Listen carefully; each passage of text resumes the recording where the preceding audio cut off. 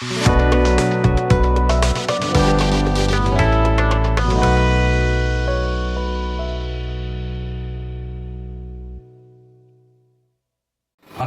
আরেকবার আপনাদের সকলকে স্বাগত জানাই। যারা পুরাতন রয়েছেন, যারা নতুন আজকের এসছেন প্রথমবার, আপনাদের সকলকে স্বাগত জানাই। বিশেষভাবে স্বাগত জানাই আমাদের যারা ইউটিউব ফলোয়ার রয়েছে। ঈশ্বর আপনাদের প্রত্যেককে আশীর্বাদ করুক যে আপনারা প্রত্যেকজন আমাদের প্রত্যেক সপ্তাহেতে আপনারা আমাদের চ্যানেলকে দেখেন এবং আমাদের ভিউয়ারশিপ আপনারা বাড়াতে সাহায্য করেন। এবং আমি চাইবো যে আপনারা সেটা আপনাদের প্রিয়জনদের, আপনাদের বন্ধু বান্ধবদের কাছে আপনারা ছড়িয়ে দিন। আপনারা আমাদের লিঙ্কগুলো পাঠান, তারাও যেন সাবস্ক্রাইব করে, যেন ঈশ্বরের বাক্যেতে তারা যেন গেঁথে উঠতে পারে। আমরা যেন এক অপরকে ঈশ্বরের বাক্যতে গেঁথে তুলি। আর আজকের যে প্রচারের বিষয় আমার রয়েছে বা প্রচার্য বিষয় রয়েছে, is going to church necessary or important? মণ্ডলীতে বা চার্চে যাওয়া কি প্রয়োজনীয় বা গুরুত্বপূর্ণ? ওকে, অনেকে আমরা মাথা নাড়াচ্ছি, হ্যাঁ হ্যাঁ এটা গুরুত্বপূর্ণ। আবার অনেকে বলবে দূর, সপ্তাহে একদিন ঠিক আছে, প্রত্যেক দিন প্রয়োজন নেই। তাই জন্য কেউ আমাকে প্রশ্ন করেছিল যে পাস্টর, আমরা কেন প্রত্যেক রোববার দিন আমাদের মণ্ডলীতে আসতে হবে? Is going to church necessary or important? মণ্ডলীতে বা চার্চে যাওয়া কি প্রয়োজনীয় বা গুরুত্বপূর্ণ? আপনাকে একটা গল্প দিয়ে শুরু করি। সেখানে একজন ছেলে রয়েছে, ছেলেটির নাম হলো জনি। এবং জনি ঘুমাতে বড় ভালোবাসে, কারণ শুক্রবার মানে সোমবার থেকে শুক্রবার শনিবার পর্যন্ত সে কঠোর পরিশ্রম করে। আর তাই জন্য রোববার দিন সকালবেলা তার উঠতে বড় সমস্যা। আর রোববার দিন সকালবেলাতে তার মা তাকে চিল্লায়, জনি জনি। আর জনির কোনো সারা শব্দ নাই। এবং মা এসে বলছে, জনি ওঠো, আমাদেরকে চার্চে যেতে হবে। এবং আমরা জানি যে আমরা কেরম অলসি হই যখন আমরা উঠি ঘুম থেকে। জনি উঠে বলছে মাকে, যেতে হবে চার্চে। আর মা বলছে, হ্যাঁ আজকে রোববার দিন, আমাদের চার্চে নিশ্চয়ই যেতে হবে। বলছে, মা তুমি আমাকে 3টে কারণ বলো কেন আমাদের মণ্ডলীতে যেতে হবে। মা বলছে, দেখো, প্রথমত এটা আমাদের পরম্পরা, এটা আমাদের ট্রেডিশন যে প্রত্যেক রোববার দিন আমরা মণ্ডলীতে যাই, আমরা চার্চে যাই। দ্বিতীয়ত, আমরা প্রত্যেক রোববার দিন যখন মণ্ডলীতে যাই তখন আমাদের যারা প্রিয়জন রয়েছে, আমাদের বন্ধু বান্ধব রয়েছে, আমাদের রিলেটিভরা রয়েছে, তাদের সঙ্গে আমরা দেখা করি সপ্তাহে একদিন। আর তৃতীয়ত, জনি তুমি হলে মণ্ডলীর পালক, তাই জন্যে। আর অনেক সময় আমরা রয়েছি যে অনেক সময় আমরা মণ্ডলীতে আসতে চাই না। আর তাই জন্য প্রশ্ন হলো, প্রত্যেক রবিবার is going to church necessary or important? প্রত্যেক রবিবার চার্চে বা মণ্ডলীতে যাওয়া কি প্রয়োজনীয় বা গুরুত্বপূর্ণ? যদি আপনি দেখেন, সাধু দাউদ গীত রচক, তিনি 122 গীতে তিনি বলছেন, আমি আনন্দিত হইলাম যখন লোকে আমায় বলিল, চলো আমরা সদাপ্রভুর বা ঈশ্বরের গৃহে যাই। তিনি আকাঙ্ক্ষা করতেন যে কখন তিনি ঈশ্বরের গৃহেতে যাবেন। He was expectant. He used to expect when he will go into the presence of God. তিনি অপেক্ষায় থাকতেন যে কখন তিনি ঈশ্বরের উপস্থিতির মধ্যে তিনি প্রবেশ করবেন। আর এটা দুঃখের বিষয় যে অনেকে আমরা যারা খ্রিস্ট বিশ্বাসী বলি নিজেদেরকে, বা আমরা স্বীকার করি যে আমরা খ্রিস্ট বিশ্বাসী, কিন্তু অনেকে আমরা রয়েছি তার মণ্ডলীর বিষয় আমরা খুব কম গুরুত্ব দিই। কিন্তু বাইবেল বলে যে তিনি তার বহুমূল্য রক্তকে তিনি দিয়েছেন তার মণ্ডলীর জন্যে। অনেকে রয়েছে যারা হঠাৎ করে আবির্ভূত হয় মণ্ডলীতে এক যুগ পরে, হঠাৎ করে।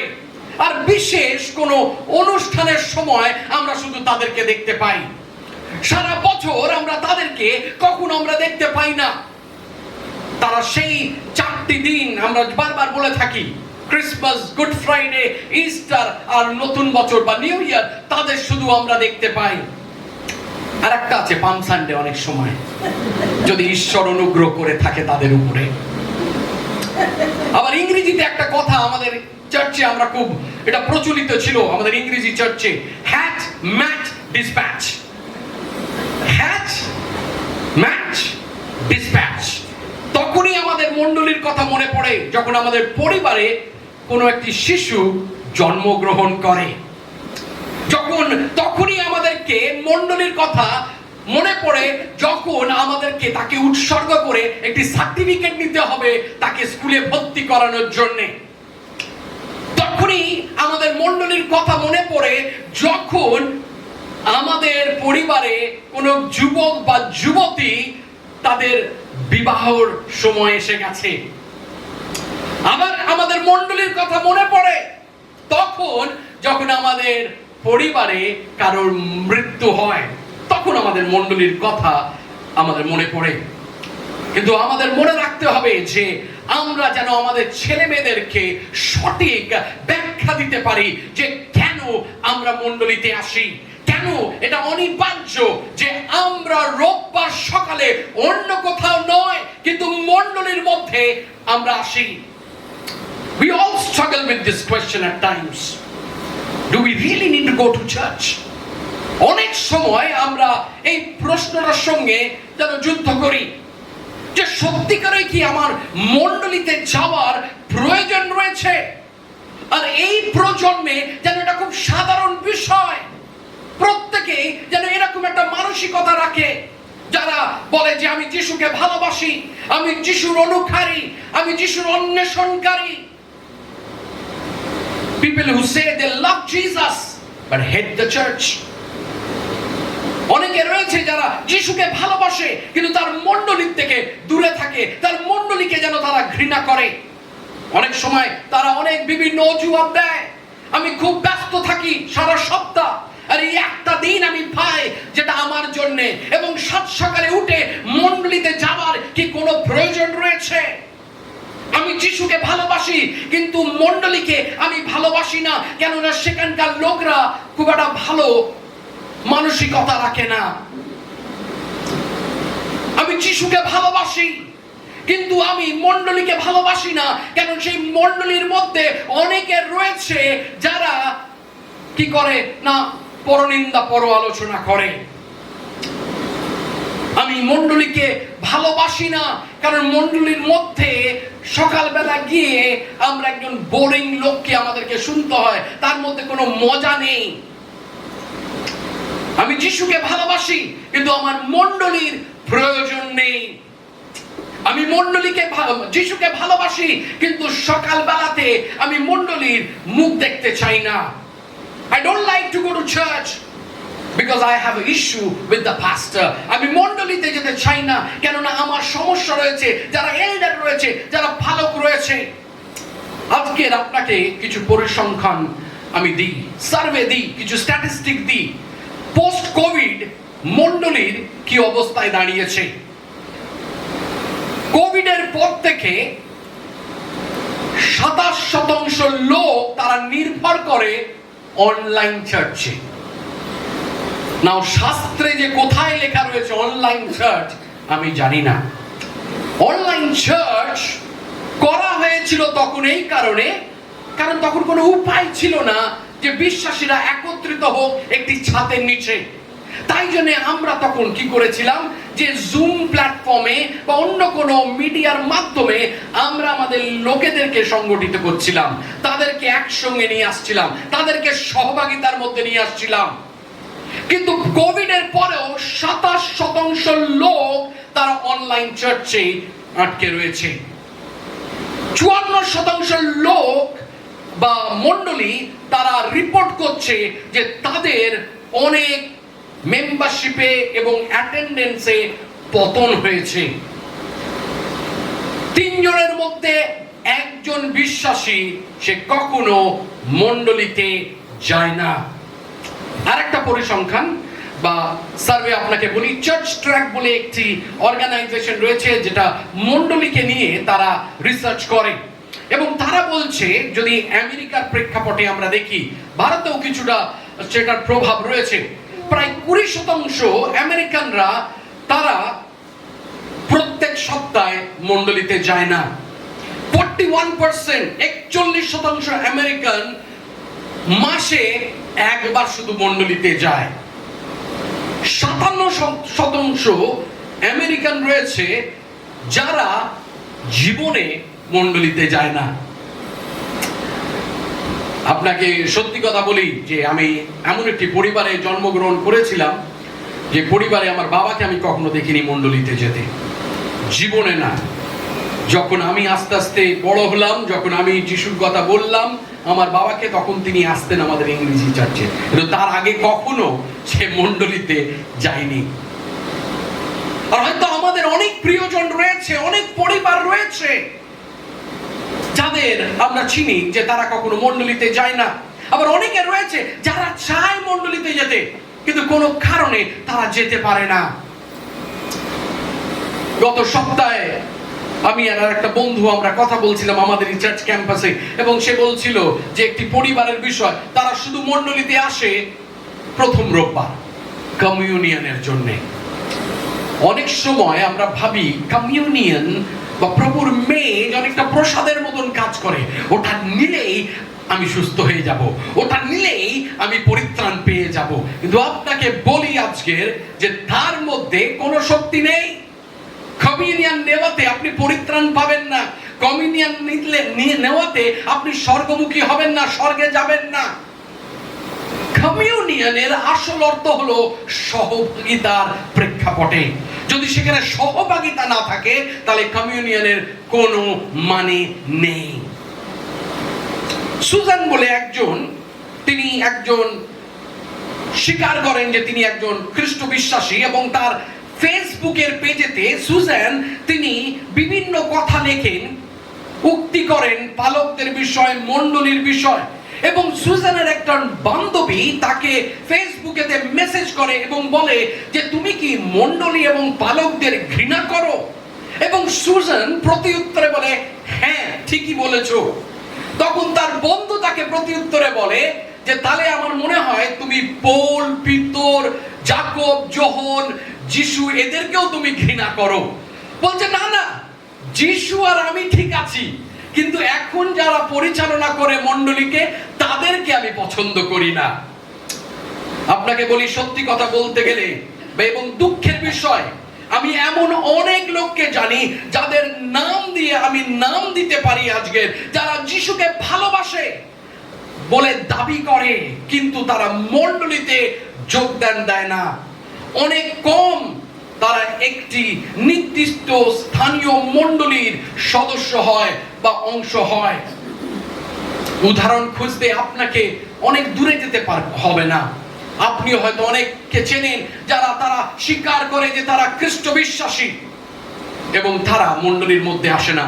গত সপ্তাহে আরেকটি আমি আর্টিকেল দেখছিলাম, যেখানে ইংল্যান্ডে, ইউকেতে, এই সময়তে, ইউকে এক সময় ছিল এমন একটি দেশ যেটা ছিল খ্রিস্ট কেন্দ্রিক দেশ, যেটাকে খ্রিস্টান কান্ট্রি বলা হতো, কিন্তু আজকের খ্রিস্টানিটি দ্বিতীয় স্থানেতে রয়েছে।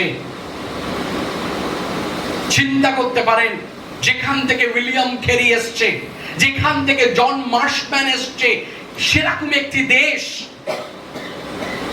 সেখানে আমরা দেখতে পাই যে ক্রিশ্চিয়ানিটি বা খ্রিস্ট ধর্ম আজকের দ্বিতীয় স্থান অধিকার করে। বেশিরভাগ যারা 40-এর নিচে যাদের বয়স, তারা বলে আমরা হলাম অধর্মীয়, নন রিলিজিয়াস, আমরা কোনো ধর্মের বিশ্বাস করি না। আমাদের প্রার্থনা করার প্রয়োজন রয়েছে তাদের জন্য। লোকেরা কেন মণ্ডলী যায় না বা গির্জে ছেড়ে চলে যায়, তার জন্য আমরা অনেক কারণ দিতে পারি, কিন্তু গুরুত্বপূর্ণ প্রশ্ন আমাদের জিজ্ঞাসা করা উচিত, সেটা হলো একজন ব্যক্তি কি সত্যি যিশুকে ভালোবাসতে পারে এবং তবুও মণ্ডলী বা গির্জাকে ঘৃণা করতে পারে বা চার্চ থেকে দূরে থাকতে পারে? আরেকবার বলি, প্রশ্নটা ভালো করে শুনবে। একজন ব্যক্তি কি সত্যি যিশুকে ভালোবাসতে পারে এবং তবুও সে গির্জাকে বা মণ্ডলীকে ঘৃণা করতে পারে বা চার্চ থেকে সে দূরে থাকতে পারে? উত্তর হলো NO, না, নো। কারণ আপনি দেখুন এফেসীয় তার 5 অধ্যায় 25 পদ কি বলছে। সেখানে বলা হচ্ছে যিশু মণ্ডলীকে ভালোবাসেন। আর আপনার এবং আমরা যদি যিশুর অন্বেষণকারী হই, আমরা যদি যিশুর শিষ্য হই, আমরা যদি যিশুকে ভালোবাসি, তাহলে আমাদেরকেও ভালোবাসতে হবে যা যিশু ভালোবাসে। আর সেখানে কি বলছে এফেসীয় তার 5 অধ্যায় 25 পদে, খ্রিস্ট মণ্ডলীকে প্রেম করিলেন আর তাহার নিমিত্তে আপনাকে প্রদান করিলেন। আরেকবার বলি, খ্রিস্ট মণ্ডলীকে প্রেম করিলেন। আপনার পাশে যিনি বসে রয়েছেন তাকে বলুন, খ্রিস্ট মণ্ডলীকে প্রেম করিলেন।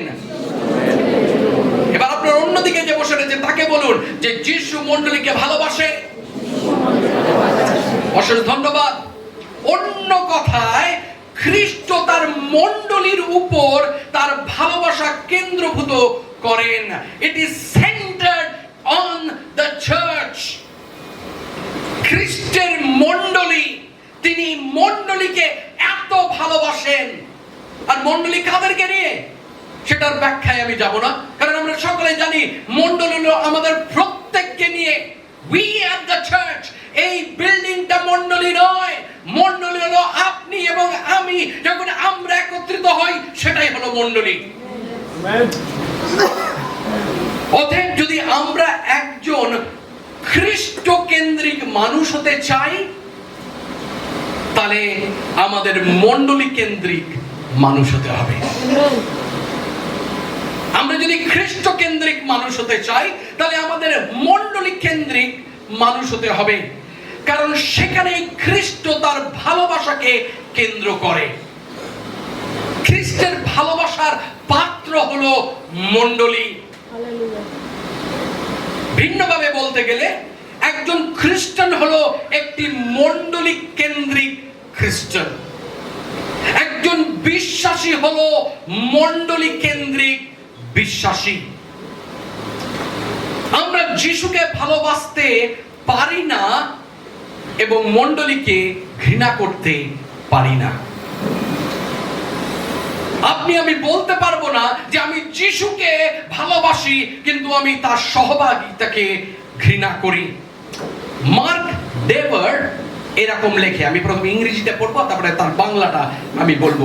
Christ proclamation might make the gospel audible, but Christian living together in local congregation make the gospel visible. The church is the gospel made visible. খ্রিস্টীয় ঘোষণা সুসমাচারকে শ্রবণযোগ্য করে তুলতে পারে, কিন্তু খ্রিস্টানরা স্থানীয় মণ্ডলীতে একসাথে বসবাস করে সুসমাচারকে দৃশ্যমান করে তুলতে পারে। আজকের যেটা প্রয়োজন এই জগতের কাছে, যেটা প্রয়োজনীয় বিষয়, তারা যেটা দেখতে চায় যে মণ্ডলী এবং সুসমাচার দৃশ্যমান। অনেক সময় আমরা বলি, আপনি জানেন পঞ্চম সুসমাচার কোনটা? আর আমরা বলি আপনি হলেন পঞ্চম সুসমাচার। আর আজকের আমরা মণ্ডলী হলো সেই পঞ্চম সুসমাচার, যেটা যেন দৃশ্যমান হয় যখন আমরা এক অপরের সঙ্গে চলি, যখন আমরা এক অপরকে ভালোবাসি। তাহলে এটা কি গুরুত্বপূর্ণ বিষয় যে আমি রোববার দিন সকালে মণ্ডলীতে আসব? এটা কি প্রয়োজনীয় যে প্রত্যেক রোববার দিন সমস্ত কিছু ছেড়ে দিয়ে আমি মণ্ডলীতে আসব? হ্যাঁ আমার প্রিয়তমেরা, কেননা যিশু তার ভালোবাসাকে কেন্দ্র করে মণ্ডলীর উপরে। যিশু তার মণ্ডলীকে ভালোবাসে, আর যিশু যা ভালোবাসে তাহলে আমাদেরকেও তাই ভালোবাসতে হবে। আপনি চিন্তা করতে পারেন, আমি যদি গোপা ম্যাডামের কাছে যাই এবং বলি, গোপা ম্যাডাম আপনাকে খুব ভালোবাসি, কিন্তু আপনার স্বামীকে আমি পছন্দ করি না, তাহলে আমাদের বন্ধুত্বটা হয়তো থাকবে, কিন্তু সেখানে একটা কিন্তু ব্যাপার থেকে যাবে, ঠিক না? তাই না? কিন্তু ব্যাপার থেকে যাবে। গোপা ভাববে আমাকে ভালোবাসে, আমার স্বামীকে না। বা আমি ওকে যদি বলি ভাই তোমাকে আমি খুব ভালোবাসি কিন্তু তোমার স্ত্রীকে আমি পছন্দ করি না, মনে হয় ভাই আমাদের বন্ধুত্বটা থাকবে হয়তো হ্যালো হাই বাই এইটুকানিতেই থাকবে, কিন্তু গভীরে যাবে না। কেন জানেন? কারণ আমি তাকে পছন্দ করি, তার স্ত্রীকে করি না।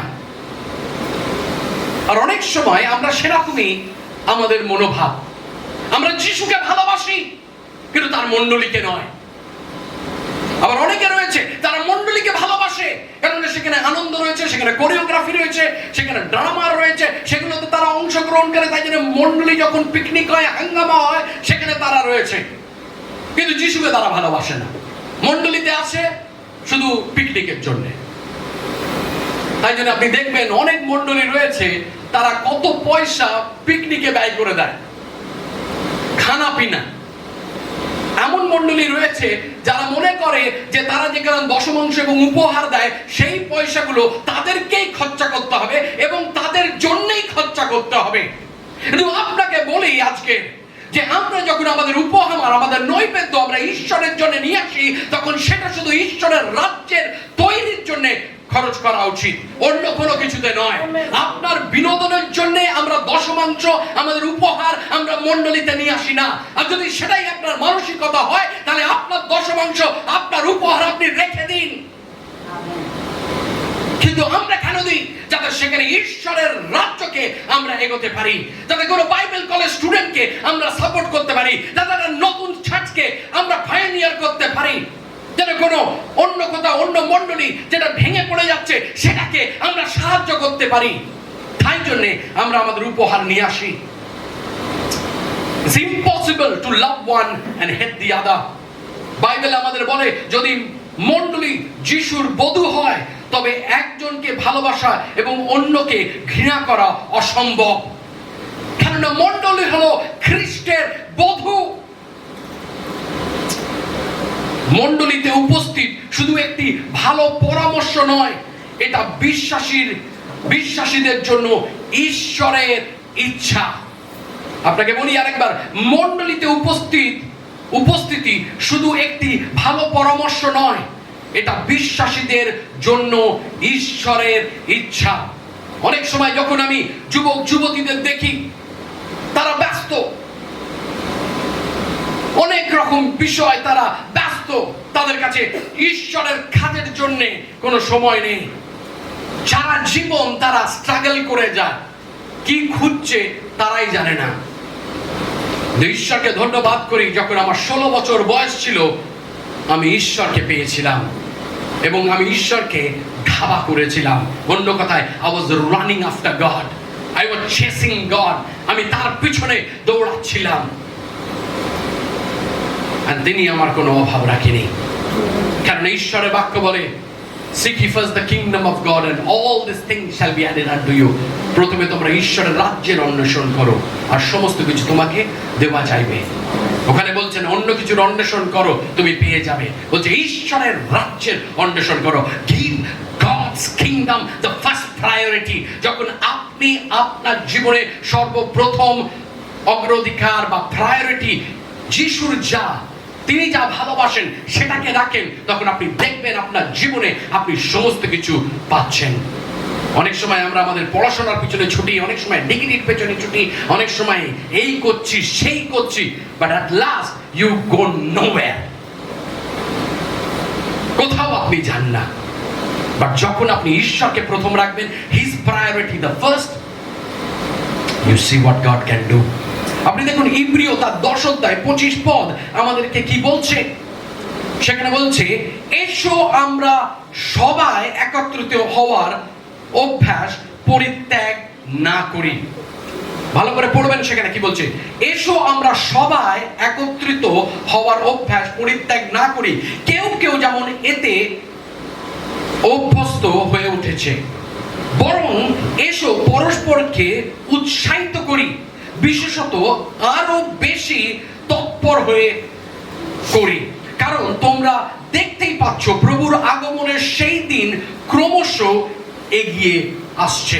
আপনি দেখুন যে প্রথম মণ্ডলীতে যখন আমরা চোখ রাখি তখন সেখানে অনেকে ছিল। প্রথম মণ্ডলীর কিন্তু অভ্যাস কি ছিল জানেন? যখন আপনি প্রেরিতদের কার্যগুলি তার 2 অধ্যায় পড়তে শুরু করবেন, আপনি দেখবেন যে মণ্ডলী প্রত্যেক দিন মিলিত হতো। Every day was a church day. কিন্তু সেখানে অনেক বিশ্বাসী আস্তে আস্তে, আমরা বাংলা একটা কথা বলি না, আমি জানি না কতটা স্ল্যাং হলে ক্ষমা করবেন, ল্যাপ খেয়ে পড়ে যায়, তাই না? আমরা অনেক সময় ল্যাপ খেয়ে পড়ে রয়েছে, তার মানে আর কোনো ইচ্ছা নেই, আর যাবি নাকি, আর ঠিক আছে গেলেও না গেলে ভালো, ল্যাপ খেয়ে পড়ে গেছে।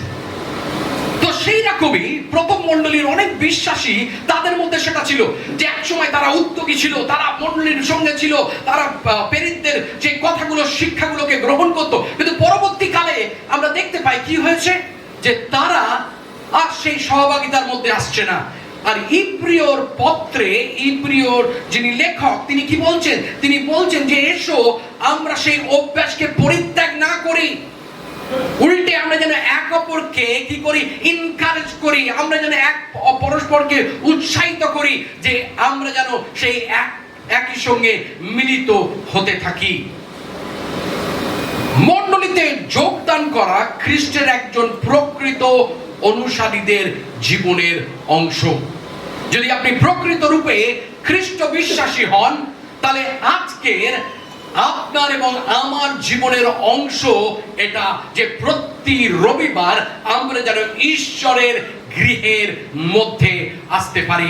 শুধু আজকের আমার মণ্ডলীতে নয় বা আমাদের মণ্ডলীতে নয়, কিন্তু আপনাকে বলি যে আপনারা যারা ইউটিউবে দেখছেন, আপনারাও যেন আপনাদের মণ্ডলীতে আপনারা যেন যেতে পারেন বিশ্বস্ত ভাবে, কেননা এটা আপনার জীবনের অংশ হয়ে উঠুক। Therefore, discourage that you plan other non-church related activities. তাহলে আমাদের কি করতে হবে? যদি প্রতি রবিবার আমাদেরকে মণ্ডলীর মধ্যে আসতে হয়, যদি আমাদের সহভাগিতার মধ্যে আসতে হয়, যিশু যেটাকে ভালোবাসে সেটাকে আমাদেরকে ভালোবাসা দেখাতে হয়, তাহলে আমাদের অন্য যেসব কার্যকলাপ রয়েছে, যেগুলো আমাদের জীবনকে ঘিরে থাকে, সেগুলোকে দ্বিতীয় স্থানে রাখতে হবে। রোববার দিন সকালে বা রোববার দিনে আমরা সেই কাজগুলোকে রাখবো না যেগুলো আমাকে বাধা দেবে যে ঈশ্বরের গৃহেতে আসা থেকে। কিন্তু এমন পরিস্থিতি হতে পারে যা আমাদের নিয়ন্ত্রণের বাইরে। অনেকে হয়তো রয়েছেন ডাক্তার, হয়তো তিনি মণ্ডলীর মধ্যে আসতে চাইছেন, কিন্তু তার পেশেন্ট সেই দিনকে সকালবেলা অনেক গুরুতর ভাবে অসুস্থ, তাহলে তাকে হয়তো যেতে হবে। হয়তো আপনি মণ্ডলীতে আসতে চান, সেদিনকে আপনার খুব ইচ্ছা আপনি মণ্ডলীর মধ্যে আসবেন, কিন্তু সেদিনকে আপনার অনেক জ্বর, আপনি খাট থেকে উঠতে পারছেন না, আপনার হাই প্রেশার। অনেক সময় পরিস্থিতি হয়তো আমাদের নিয়ন্ত্রণে না থাকতে পারে, কিন্তু আমাদের চেষ্টা করতে হবে যেন প্রতি রবিবার আমরা মণ্ডলীতে আসতে পারি। Is it important to come to church? এটা কি গুরুত্বপূর্ণ বিষয়? এটা কি প্রয়োজনীয় বিষয় যে আমরা মণ্ডলীতে প্রতি রোববার আসি? Yes, it is. আপনাকে বলি, আজকে সেখানে 8টি বিষয় রয়েছে, কিন্তু আজকে আমি শুধু 4টি বিষয় শেয়ার করব। আগামী রোববার আরো 4টি শেয়ার করব। Here are strong reason why you should always attend church. আপনার কেন সর্বদা মণ্ডলীর যাওয়া উচিত তা এখানে আমি ব্যক্ত করি, এবং 4টি বিষয় আজকে আপনাকে বলি কেন আমাদের প্রয়োজন যে প্রতি রবিবার আমরা মণ্ডলীর মধ্যে যাই। প্রথমত হলো, it is a way of showing our love for God. It is a way of showing our love for God. এটা ঈশ্বরের প্রতি আমাদের ভালোবাসা দেখানোর একটি উপায়। আরেকবার বলি, এটা ঈশ্বরের প্রতি আমাদের ভালোবাসা দেখানোর একটি উপায়। মণ্ডলীতে যাওয়া ঈশ্বরের প্রতি আমাদের ভালোবাসার একটি বাস্তব প্রকাশ। যদি আমরা স্বীকার করি আমরা খ্রিস্টের শিষ্য, যদি আমরা স্বীকার করি যে আমরা খ্রিস্টের অনুসারী, তাহলে রবিবার দিন আমাদেরকে সেটাকে ভালোবাসতে হবে যেটা খ্রিস্ট ভালোবাসে। আর এফেসীয় তার 5 অধ্যায় 25 পদ কি বলছেন? যে যিশু খ্রিস্ট মণ্ডলীকে প্রেম করিলেন এবং নিজেকে দিলেন মণ্ডলীর জন্য। আমেন। আর তাই জন্য আমরা যখন মণ্ডলীতে আসি, সেটা নিদর্শন বা সেটা দেখায় যে আমরাও সেটাকে ভ্যালু করি। যখন আমরা কোনো সম্পর্কের মধ্যে থাকি, অপর ব্যক্তি যেটাকে ভ্যালু করে, মূল্য দেয়, সেটাকে আমাদেরকেও মূল্য দিতে হয়, তাই না? নালে সেই সম্পর্কের মধ্যে একটা ফাটল ধরবে। ঠিক সেরকম যিশু তার মণ্ডলীকে মূল্য দেয়, ভ্যালু দেয়। আর ঠিক সেরকম আমরা যেন মণ্ডলীকে ভ্যালু দিতে পারি। আমরা প্রকাশ্যে ঈশ্বরের প্রতি আমাদের বিশ্বাস এবং আস্থা প্রদর্শন করার জন্য একত্রিত হই মণ্ডলীতে, যা সমস্ত খ্রিস্টানদের জন্য প্রয়োজনীয়। যখন আমরা প্রত্যেকে একত্রিত হই, তখন আমরা কি করি? আমরা ঈশ্বরের স্তবগান করি, আমরা যিশুকে আমরা উচ্চকৃত করি। আপনি দেখুন মতি তার 10 অধ্যায় 32 এবং 33 পদ কি বলছে? যে কেউ মনুষ্য সাক্ষাতে আমাকে স্বীকার করে, আমিও স্বর্গে আমার পিতার কাছে তাহাকে স্বীকার করব। কিন্তু কেউ যদি মনুষ্য সাক্ষাতে আমাকে অস্বীকার করে, আমিও স্বর্গে আমার পিতার কাছে তাকে অস্বীকার করব। আমরা যখন একত্রিত হই মণ্ডলীতে, তখন আমরা কি করি? আমরা তখন যিশুকে স্বীকার করি। মণ্ডলীতে যেখানে আমরা পিতার প্রশংসা, ধন্যবাদ এবং সম্মান করতে পারি, এটা হলো সেই জায়গা যেখানে আপনি এবং আমি প্রতি রবিবার আসি। আমরা পিতার উদ্দেশ্যে আমরা প্রশংসা করি, আমরা ধন্যবাদ করি, আমরা তাকে সম্মান দিই। তাই জন্য গীত রচক তার 22 পদে বলছে, গীত সংগীতা তার 22 অধ্যায় 22 পদে বলছে, তোমার নাম আমি আমার লোকেদের কাছে প্রচার করব। সবার মাঝে, দয়া করে আন্ডারলাইন করবেন যদি বাইবেল থাকে, সবার মাঝে আমি তোমার জয়গান গাইব। সবার মাঝে, ইন দ্য সার্ভিস, যখন আমরা আরাধনায় যাই, সকলের মাঝেতে আমি ঈশ্বরের জয়গান করব। আমি সকলের মাঝেতে ঈশ্বরের জন্য স্তবের বলি নিয়ে আসবো। Hallelujah. Why they go to church? Should we go to church? আমাদের কি প্রয়োজন রয়েছে প্রতি রোববার চার্চে যাওয়ার? ডেফিনেটলি। আবার অনেকে আসে রোববার দিন চার্চে ব্যক্তিগত কারণে। আর সেই ব্যক্তিগত কারণটা হলো যে আমি যদি যাই তাহলে আমি আশীর্বাদ পাবো। নিশ্চয় সেটা কোনো ভুল নেই, কিন্তু সেই চিন্তাধারা বা মানসিকতা নিয়ে যেন আমরা মণ্ডলীতে না আসি। যদি আমি যাই তাহলেই আমি আশীর্বাদ পাবো। অনেক সময় ঈশ্বর আপনাকে আশীর্বাদ এমনি করে থাকে, তাই জন্যই তিনি কালভারি ক্রুশে গেছিলেন। কিন্তু আমাদের চিন্তাধারাটাকে পরিষ্কার রাখতে হবে। আমাদের অবশ্যই ভুলে যাওয়া উচিত নয় যে এই দৈহিক সমাবেশে প্রাথমিক উদ্দেশ্য হলো প্রকৃতপক্ষে ঈশ্বরের সেবা, ঈশ্বরের জয়গান, ঈশ্বরের প্রতি প্রশংসা, তার কাছে নৈবেদ্য এবং প্রশংসা নিয়ে আসা। তাই জন্য আমরা মণ্ডলীতে আসি। এটা হলো অ্যাডিশনাল ব্লেসিং যে তিনি আমাদেরকে আশীর্বাদ করবেন। কারণ প্রভু সেবা এবং ভক্তি দিয়ে সম্মানিত হওয়ার যোগ্য তিনি আজকে সকালে। তাই জন্য গীত রচক আরেকবার গীত সংগীতে তার 134 তার 2 পদে বলছে, প্রার্থনায় তোমরা 2 হাত পবিত্র স্থানের দিকে তুলে ধরো এবং সদাপ্রভুর ধন্যবাদ করো। কোথায়? প্রার্থনায় তোমরা 2 হাত পবিত্র স্থানের দিকে তুলে ধরো এবং সদাপ্রভুর ধন্যবাদ করো। যদি আপনি প্রকাশিত বাক্য তার 4 অধ্যায় 11 পদ দেখেন, সেখানে বলছে, আমাদের প্রভু ঈশ্বর তুমি মহিমা, সম্মান ও পরাক্রম গ্রহণের যোগ্য। আমরা যখন মণ্ডলীর মধ্যে আসি, তখন আমরা কিসের জন্য আসছি? আমরা আসছি যাতে আমরা সেটা দেখাতে পারি যে আমরা যিশুকে ভালোবাসি। দ্বিতীয়ত, it builds us up spiritually. এটা আমাদের আত্মিকভাবে গড়ে তোলে। It builds us up spiritually. দ্বিতীয় বিষয়, এটা আমাদের আত্মিকভাবে গড়ে তোলে। কেন আমরা প্রত্যেক রোববার দিন চার্চে আসবো পাস্টর? কারণ এটা আমাদের আত্মিকভাবে গড়ে তোলে। তাই জন্যে ঈশ্বরের বাক্য শোনা এবং বোঝা আমাদের আত্মিক শক্তি তৈরি করে আমাদের জীবনে। ঈশ্বরের বাক্য হলো আমাদের জীবনের, আত্মিক জীবনের জন্য খাদ্য। এবং সেই খাদ্য যখন আমরা গ্রহণ করি আমাদের আত্মিক জীবনে, আমরা আরো শক্তিশালী হয়ে উঠি। না, ডাক্তার অনেক সময় বলে থাকে ওর ইমিউনিটি অনেক কম। কেন? কারণ সে পুষ্টিকর খাবার খাচ্ছে না। অনেক সময় আত্মিকভাবে আমাদের ইমিউনিটি অনেক কম। যখন হতাশা আসে আমরা ভেঙে পড়ি, যখন অসুস্থতা আসে আমরা ভেঙে পড়ি। কেন? কারণ আমাদের ইমিউনিটি স্ট্রং। কেন? কারণ আমরা ঈশ্বরের বাক্যকে আমরা খাইনি, কেননা ঈশ্বরের বাক্যকে আমরা গ্রহণ করিনি এবং সেই বাক্যের দ্বারা আমরা নিজেদেরকে শক্তিশালী করে তুলিনি। প্রতিবারই আমরা এমন দ্বন্দ্বের মুখোমুখি হই যা আমাদের বিশ্বাসকে চ্যালেঞ্জ করে। তাই এটা গুরুত্বপূর্ণ যে আমরা আত্মিকভাবে এই চ্যালেঞ্জের মোকাবিলা করতে এবং কাটিয়ে উঠতে প্রস্তুত থাকি। আমাদের প্রত্যেকের জীবনে কোনো না কোনো চ্যালেঞ্জ আসবে, কোনো না কোনো সময়তে। আর সেগুলো অনেক সময় তার রক্ত মাংসের যুদ্ধ নয়।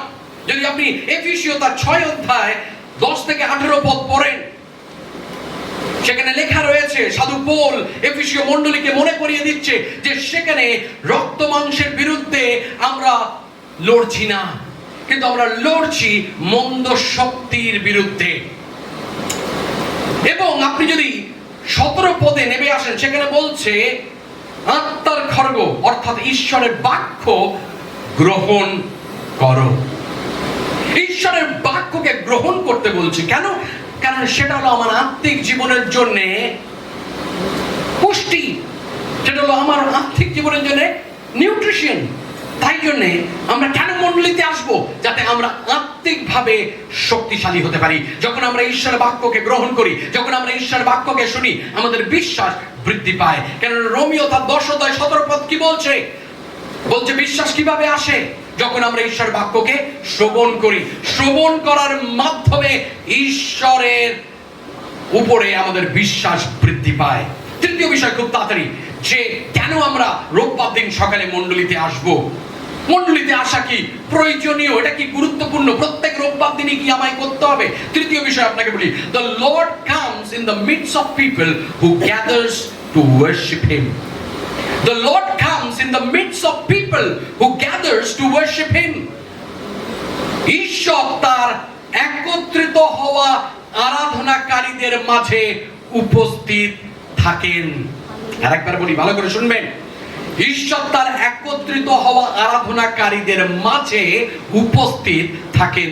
আজকের সকালে যিশু এই স্থানেতে উপস্থিত রয়েছে। কেননা তার বাক্য তাই বলছে। আমেন। যদিও যিশু প্রতিটি বিশ্বাসীর হৃদয় বাস করেন, কিন্তু বাইবেল বলছে যখনই 2 বা অনেক লোক তার নামে প্রার্থনা, উপাসনা বা প্রশংসা জন্য বিশেষভাবে সমাবেত হয়, তখন প্রভুর উপস্থিতি বিশেষভাবে অনুভূতি তারা করতে পারে। কারণ আমরা বিশেষভাবে রোববার দিন সকালবেলা আসি, আমরা আকাঙ্ক্ষা নিয়ে আসি সকালবেলাতে যে প্রভু আজকের আমার হৃদয়ের মধ্যে কথা বলবে, ঈশ্বর আজকের আমাকে স্পর্শ করবে, যেটা অসম্ভব সেটাকে সম্ভবে পরিণত করবে। মথি তার 18 অধ্যায় তার 20 পদে সেটাই বলছে, যখন 1-2 ব্যক্তি আমার নামেতে উপস্থিত হয় তখন আমি তাদের মধ্যবর্তী হই। আবার অনেকে বলে যে আমরা যখন বাড়িতে প্রার্থনা করি তখন কি ঈশ্বর থাকে না? ডেফিনেটলি ঈশ্বর থাকে, কিন্তু আমি কি বলছি, বিশেষভাবে যেখানে আমরা একত্রিত হই, বিশেষভাবে ঈশ্বরও সেখানে উপস্থিত হয়। বিশেষ। তাই জন্য আমরা কি বলছি, ব্রেক থ্রু হলো কি একটা বিশেষ কার্যক্রম। অর্ডিনারি চার্চ সার্ভিস নয়, প্রতিদিনের সাধারণ চার্চ সার্ভিস নয়, ওটা হলো বিশেষ চার্চ সার্ভিস। আর তাই জন্য আমরা বিশেষভাবে সেখানে তৈরি হয়ে আসব। ঠিক সেরকম যখন আমরা মণ্ডলীতে আসি, এটা হলো বিশেষ একটি জায়গা।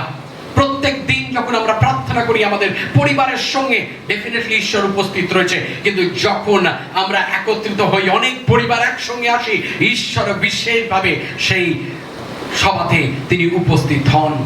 প্রভুর জন্য নিবেদিত একটি সমাবেশে খ্রিস্ট এমন ভাবে মানুষের হৃদয় স্পর্শ করতে সক্ষম হন যা তিনি অন্য কোনো সময় করতে পারেন না। আরেকবার বলি, ভালো করে শুনবেন। প্রভুর জন্য নিবেদিত একটি সমাবেশে খ্রিস্ট এমন ভাবে মানুষের হৃদয় স্পর্শ করতে সক্ষম হন যা তিনি অন্য কোনো সময় করতে পারেন না।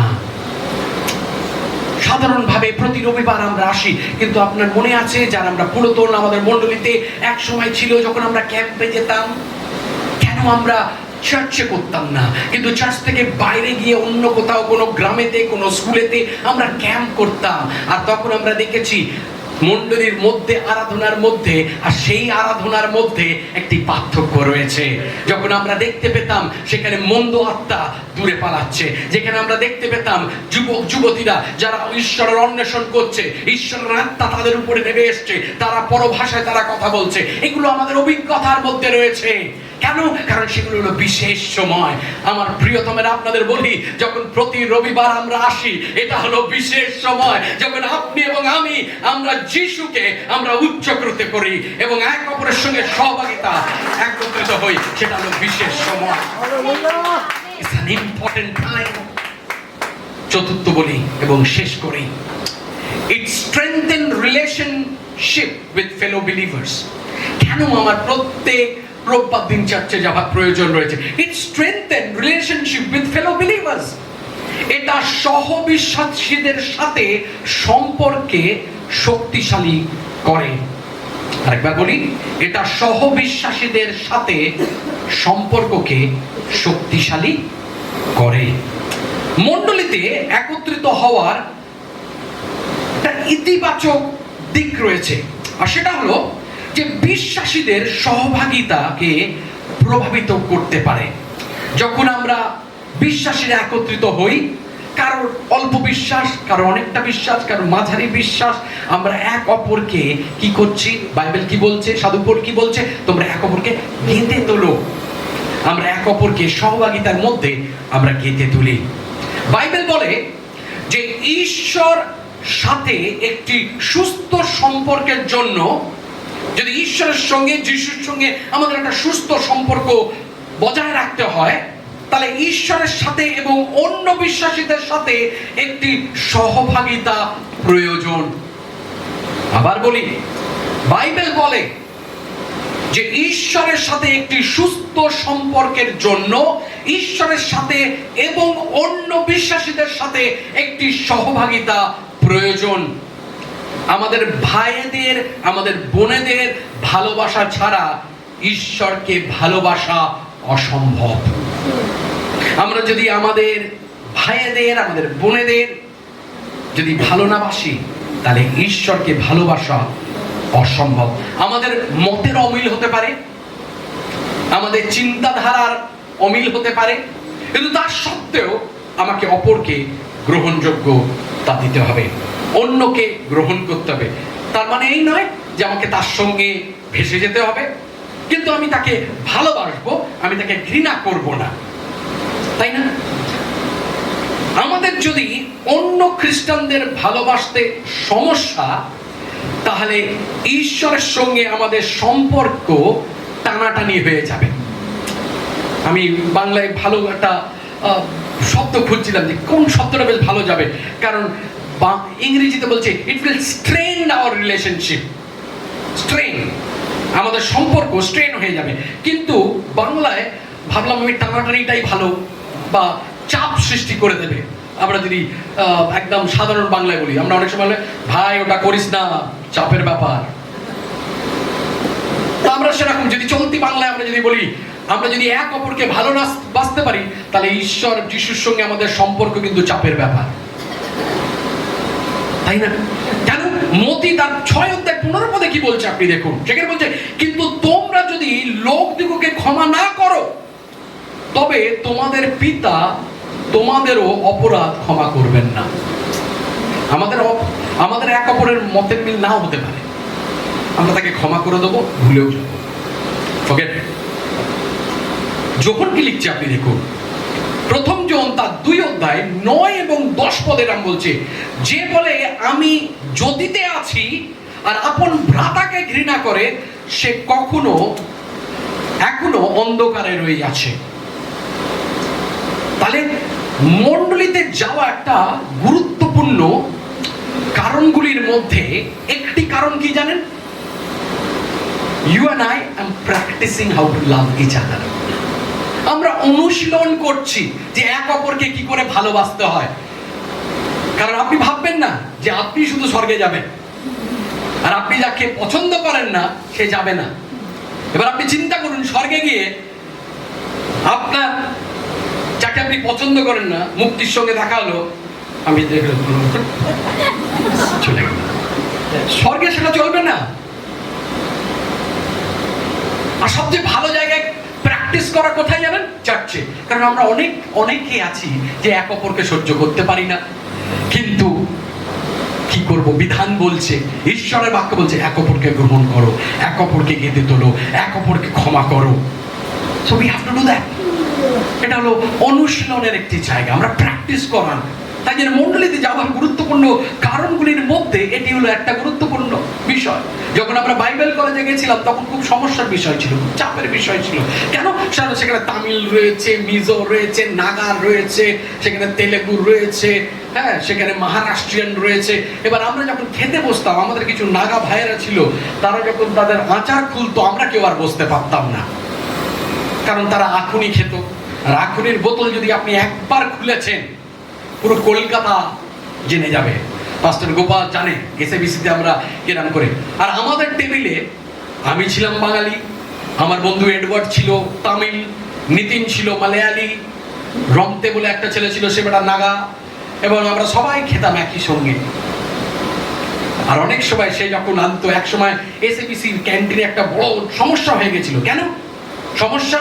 যে আগে আমরা খাবো, তারপরে এই যারা নর্থ ইস্ট থেকে রয়েছে নাগারা এরা খাবে, মানে ওরা ওদের বোতল খুললে আমরা খেতে পারি না।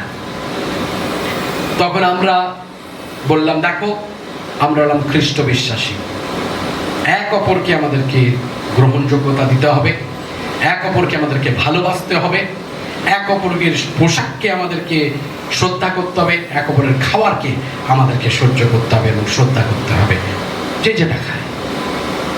আর আমরা তারপরে সমস্ত কিছু একদম সুস্থভাবে আমাদের ক্যান্টিন চলত। আর সেটা হলো অনুশীলনের একটা বিষয়, তাই না? আপনি যদি আমাদের উইলিয়ামকে জিজ্ঞেস করেন, বাইবেল কলেজে সেরকমই না, সবাই রয়েছে, সমস্যাও রয়েছে, কিন্তু আমাদের মানিয়ে নিতে হচ্ছে। খ্রিস্টে আমাদের ভাই ও বোনেদের ভালোবাসা আমাদের ঈশ্বরের সামনে নম্র রাখে। যখন আমরা কাউকে সহ্য করতে পারি না, আমরা যখন কাউকে ঘৃণা করি, আমরা অপছন্দ করি, কিন্তু তবুও তাদেরকে যখন আমরা ভালোবাসি, আমরা জয় যিশু বলি, আমাদেরকে ঈশ্বরের চোখে আমাদেরকে নম্র রাখে। মনে রাখবেন এটা। এবং যখন আমরা নম্রতার সাথে ঈশ্বরের কাছে নিজেদেরকে উৎসর্গ করি, তখনই খ্রিস্টের রক্ত আমাদের পাপ থেকে সত্যিকারের অর্থে আমাদের পরিষ্কার করতে পারে। আমেন। প্রকৃতপক্ষে মণ্ডলীর প্রতি খ্রিস্টের ভালোবাসা মণ্ডলীর কোনো কিছুর উপর ভিত্তি করে নয় আমার প্রিয়তমেরা। তার মণ্ডলীর সাথে তার সম্পর্ক তার নিজের ভালোবাসা, ধার্মিকতা এবং ত্যাগের উপর নির্ভর এবং ভিত্তি করে। কারণ মণ্ডলী খ্রিস্টের কাছে একটি সুন্দর বিষয় এবং কারণ। তিনি তাকে ভালোবাসেন, তিনি তার বধূকে ভালোবাসেন, তিনি তার মণ্ডলীকে ভালোবাসেন। অনেক লোক রয়েছে যারা খুব জটিল লোক, অনেক বালক রয়েছে তারা খুব জটিল, কিন্তু তবুও যখন আপনি তাদেরকে ভালোবাসবেন, আপনাকেও সে ভালোবাসবে। এটা একটা সুন্দর বিষয়। কারণ খ্রিস্টের কাছে মণ্ডলী খুব সুন্দর বিষয়। তিনি তাকে ভালোবাসেন, তিনি যে জটিল তাকেও ভালোবাসেন, যিনি অমায়িক তাকেও ভালোবাসেন, যে খুব রুড তাকেও তিনি ভালোবাসেন, যে কখনো কাউকে ক্ষমা করে না তাকেও তিনি ভালোবাসেন। ঈশ্বর সবাইকে যিশু ভালোবাসেন, কারণ তিনি তার সাথে তার জীবন এবং গৌরব ভাগ করে নেয়। ঈশ্বর আজকে তার গৌরব এবং মহিমা তার বধূর সঙ্গে ভাগ করে নেয়। Do you love the church? আপনি কি মণ্ডলীকে ভালোবাসেন? আপনি কি আপনার সহভাগিতাতে নিয়মিতভাবে আপনি কি আসেন? কেননা যিশু বলেন, আমি মণ্ডলীকে কাঁদবো, কেননা আমি মণ্ডলীকে ভালোবাসি। গতকালকে আমাদের কোনো বিশ্বাসী আমার সঙ্গে কথা বলছিল এবং বলছিল যে অনেকে যারা এখন দায়িত্বে রয়েছে তারা মনে করে তারা সমস্ত কিছু। আর আমি বলি, লাস্ট টাইম কবে এসেছিলিস মণ্ডলীতে? মণ্ডলীতে যেতে ভালো লাগে না, কারণ ওখানে আমি আউট অফ প্লেস ফিল করি। যখন আপনি নিয়মিতভাবে আসবেন না তখন আপনি আউট অফ প্লেসই নিজেকে মনে করবেন, কারণ আপনি জানবেন না মণ্ডলী কোন দিশাতে যাচ্ছে, মণ্ডলীতে কি কি ঘটছে। আবার অনেকে রয়েছে তারা মণ্ডলীতে আসে না, কিন্তু মণ্ডলীতে কি ঘটছে তা সব জানে। পাস্টার কি প্রচার করলো সেটা জানে, পাস্টার কার উদাহরণ দিল সেটা তারা জানে। কখনো শয়তানের আত্মাকে নিজেদের জীবনে কাজ করতে দেখবে না। কিন্তু যদি আমরা ভালোবাসি ঈশ্বরকে, মণ্ডলী যতই অপূর্ণ হোক না কেন, এই বিশ্বেতে কোনো মণ্ডলী নেই যেটা পারফেক্ট। কোনো না কোনো খামতি রয়েছে। আপনি মনে করেন আমাদের মণ্ডলীতে নেই পাস্টার গোপাল, ও আছে, সুযোগ পাই না, পেলে আপনি দেখবেন। কিন্তু বাইবেল কি বলছে? বাইবেল বলছে মণ্ডলী যতই অপূর্ণ হোক না কেন, খ্রিস্টের দৃষ্টিতে মণ্ডলী এই বিশ্বের সবচেয়ে সেরা সুন্দর বিষয়। কারণ মণ্ডলী কাদেরকে নিয়ে? অপরিপক্ক বিশ্বাসীদের নিয়ে, অপরিপক্ক লোকেদের নিয়ে। সেই অপরিপক্ক বিশ্বাসীরা যেন পরিপক্ক হয় তার জন্য যিশু বলছে মণ্ডলীকে শিক্ষা দাও। তাই জন্য আমার প্রিয়তমেরা, আমরা যেন মণ্ডলীকে ভালোবাসতে পারি। আর কিভাবে আমরা আমাদের ভালোবাসাকে দেখাবো?